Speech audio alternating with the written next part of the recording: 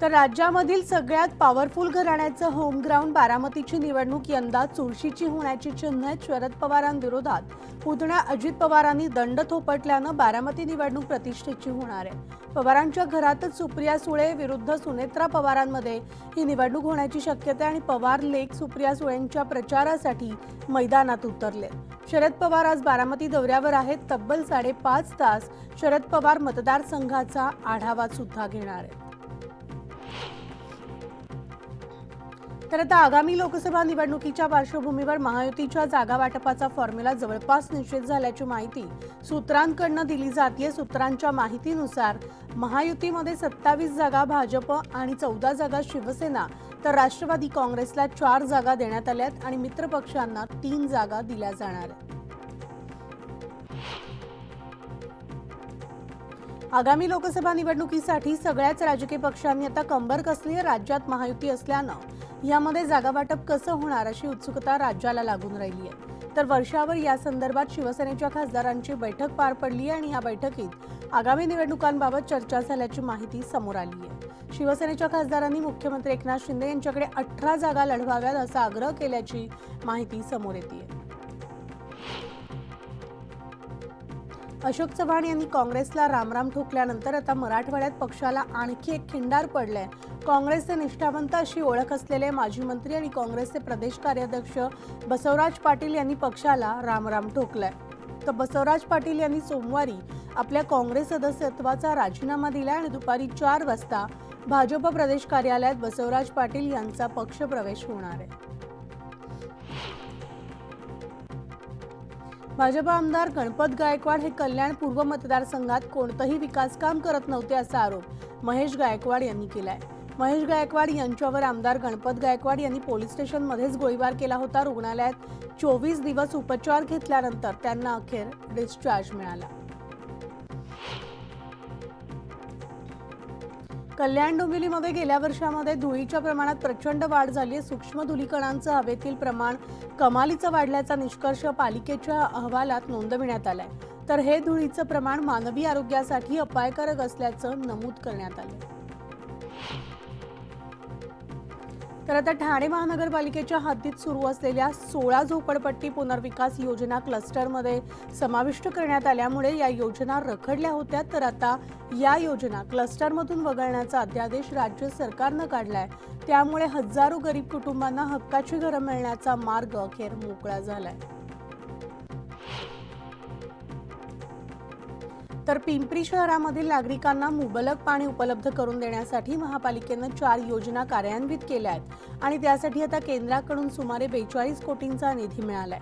तर या 4 योजनांवर 238 कोटी रुपयांचा खर्च केला जाणार आहे आणि प्रकल्पांतर्गत असणारी सगळीच कामं सध्या प्रगतीपथावर आहेत.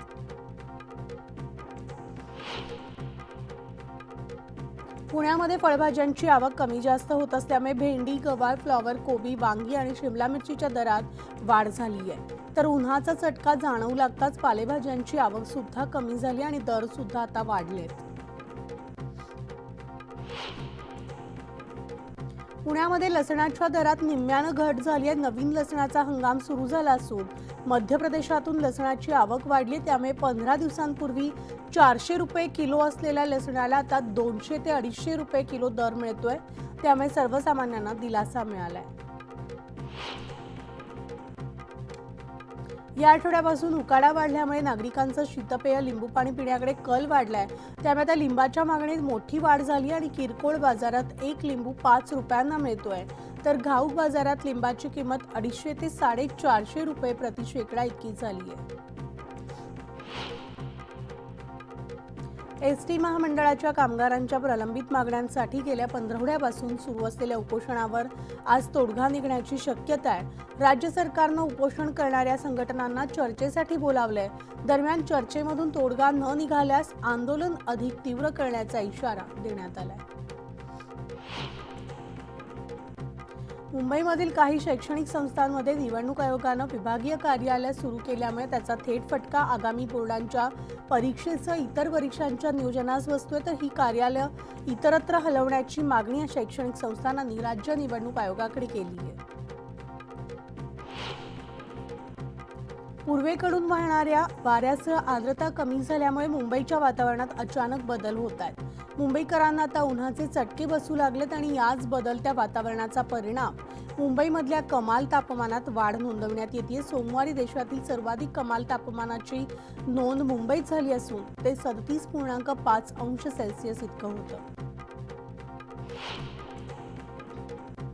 ठाणे भिवंडी कल्याण मेट्रो 5 मार्गिकेसाठी मेट्रो गाड्यांच्या खरेदीची प्रक्रिया मुंबई महानगर प्रदेश विकास प्राधिकरणानं म्हणजेच MMRDAनं सुरू केली आणि MMRDA कडून या मार्गिकेसाठी 22 मेट्रो गाड्या खरेदी केल्या जाणार आहेत।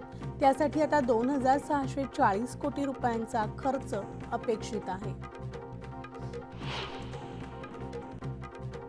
तर गेल्या 5 वर्षांमध्ये मुंबईमध्ये 669 कोटी 42,82,100 रुपयांचा ई-चलनाची रक्कम थकीत असल्याची धक्कादायक माहिती वाहतूक पोलिसांच्या कारवाईतून समोर आली आहे। वारंवार नोटीस बजावून सुद्धा ई-चलन भरण्याकडे कानाडोळा करणाऱ्यांकडून दंड वसुलीसाठी वाहतूक पोलिसांच्या दिमतीला प्रादेशिक परिवहन अधिकारी म्हणजेच RTO कारवाईसाठी उतरणार आहेत। तर सायनमधील रेल्वे पूल 28 फेब्रुवारीच्या मध्यरात्रीपासून पाडण्याचं काम हाती घेतलं जाणार आहे। मध्य रेल्वेकडून या संदर्भामधील माहिती देण्यात आली आहे। ऐन परीक्षेच्या हंगामात हा पूल पाडण्यात येऊ नये यासाठी सूत्र हल्ली होती। त्यावेळेस झालेल्या बैठकीत या पाडकामाचा निर्णय पुढे ढकलण्यात आला होता। मात्र आता पुन्हा एकदा या रेल्वे पुलाच्या पाडकामाबाबत हालचाली सुरू झालेल्या आहेत। तर मुंबईमध्ये कचऱ्याची विल्हेवाट, कचऱ्यावर स्थानिक ठिकाणीच प्रक्रिया आणि त्यातून बायोगॅस वीज निर्मिती व्हावी यासाठी आता मुंबई महापालिकेचे विविध स्तरावर प्रयत्न सुरू आहेत। या उपक्रमाचा एक भाग म्हणून आता कचऱ्यापासून पेवर ब्लॉक आणि टाइल्स बनवण्याचा प्रकल्प सुरू केला जाणार आहे। त्यासाठी निविदा प्रक्रिया सुद्धा सुरू झाली आहे। राज्यामधील बालमृत्यू आणि अर्भक मृत्यू दर कमी करण्यासाठी आरोग्य विभागामार्फत सुरू असलेल्या प्रयत्नांना यश आल्याचं केंद्र सरकारच्या अहवालावरून स्पष्ट झालंय।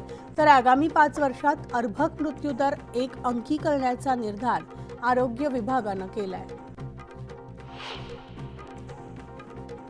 रेरा कायद्यानुसार गृहप्रकल्पांचा त्रैमासिक प्रगती अहवाल महारेराच्या संकेतस्थळावर अद्ययावत करत सादर करणं बंधनकारक आहे आणि या नियमाचा भंग करणाऱ्या विकासकांना नोटीस देण्यात आली आहे। मात्र तब्बल 557 विकासक या नोटिसीला दंडात्मक कारवाईला जुमानत नसल्याचं समोर आलंय।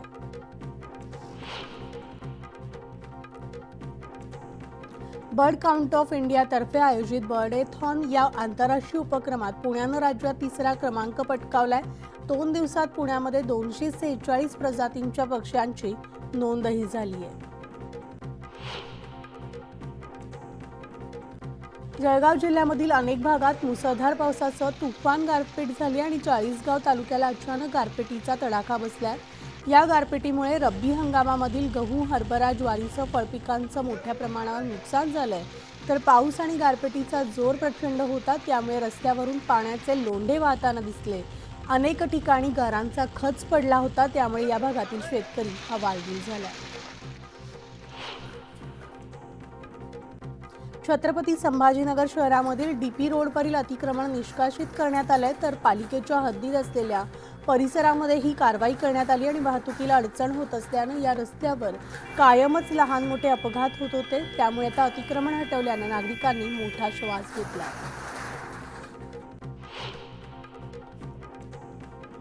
माथाडी सुधारणा विधेयक मागे घेण्यात यावं या आणि इतर मागण्यांसाठी अहमदनगर जिल्हा हमाल पंचायतीकडून आंदोलन करण्यात आले। जिल्हाधिकारी कार्यालयावर बेमुदत धरणं आंदोलन सुरू केलंय।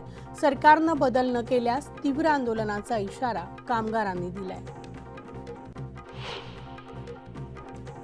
तर मावळ तालुक्यामधील अजित पवारांच्या कट्टर समर्थकांनी आणि काही कार्यकर्त्यांनी अजित पवारांकडे त्यांचा राजीनामा सुपूर्द केला होता। ग्रामीण भागामधील पदाधिकाऱ्यांना दुय्यम स्थान दिलं जात असल्याच्या नाराजीमधून हा राजीनामा देण्यात आला अशी चर्चा होती। मात्र येणाऱ्या काळात कोणताही दुजाभाव होणार नाही याचं आश्वासन दिल्यानंतर कार्यकर्त्यांनी आपला राजीनामा मागे घेतलाय। अजय बारसकर यांनी मनोज जरांगे पाटील यांच्या विरुद्ध चुकीचं वक्तव्य केलंय, त्यामुळे समस्त सावेडी गावाच्या वतीनं अजय बारसकरांचा निषेध करण्यात आलाय। तसंच सावेडी गाव सुद्धा मनोज जरांगे यांच्या आंदोलनाला पूर्णपणे पाठिंबा देत पूर्ण ताकदीनं त्यांच्या सोबत उभा राहील अशी माहिती पत्रकार परिषदेमध्ये समस्त सावेडी गावातल्या ग्रामस्थांनी दिली आहे. प्रधानमंत्री नरेंद्र मोदी यांनी मन की बात या कार्यक्रमातून देशवासियांशी संवाद साधला होता. महाराष्ट्रात पाणी समितींच्या माध्यमातून जलसंवर्धनासाठी प्रयत्नशील असलेल्या जळगावच्या अमळनेर इथल्या शिरूड गावच्या उपसरपंच कल्याणी प्रफुल्ल पाटील यांच्याशी सुद्धा त्यांनी जवळपास 8 मिनिटं संवाद साधलाय. ग्रामविकासाला चालना देत असताना शिरूडच्या उपसरपंच कल्याणी पाटील यांनी जलसंधारण त्याचबरोबर मृदसंधारण, सेंद्रिय शेती यावर विशेष भर दिलाय. धाराशिव जिल्ह्यामध्ये कुणबी प्रमाणपत्र वाटप रखडलं असल्याचा आरोप करण्यात येतोय. धाराशिव तालुक्यामध्ये 3000 नोंदी आढळल्या आहेत आणि त्याचं व्हेरिफिकेशन सुद्धा झालंय, तरी प्रमाणपत्र वाटप झालं नसल्याचा मराठा समाज कार्यकर्त्यांनी जिल्हाधिकाऱ्यांकडे त्याची तक्रार केली होती. जिल्हाधिकाऱ्यांनी अधिकाऱ्यांची कानउघडणी करत प्रमाणपत्राचं वाटप लवकरच करण्याचं ठणकावलंय. बुलढाणा जिल्ह्यामधील शेतकऱ्यांना गारपीट आणि वादळी पावसाचा पुन्हा एकदा फटका बसतोय. हवामान खात्याच्या अंदाजानुसार बुलढाणा जिल्ह्यामधील शेगाव, संग्रामपूर, जळगाव, जामोद आणि नांदुरा तालुक्याला पावसाचा फटका बसलाय, तर अनेक भागात गारपीट सुद्धा झाली आहे. त्यामुळे शेतकरी पुन्हा चिंतेत सापडलाय. बुलढाणा जिल्ह्यामध्ये पावसाचा जोर वाढलाय. गारपिटीच्या माऱ्यानं पक्षी मृत्युमुखी पडलेत. गारपिटीमुळे शेकडो पक्षी मृत्युमुखी पडल्याची घटना बुलढाण्यामधील संग्रामपूर तालुक्यामध्ये घडली आहे.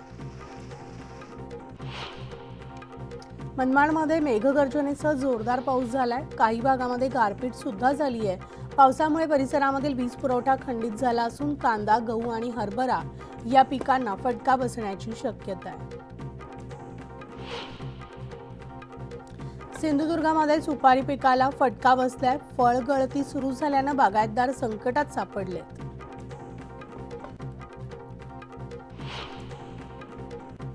आणि या बातमीचं बुलेटिन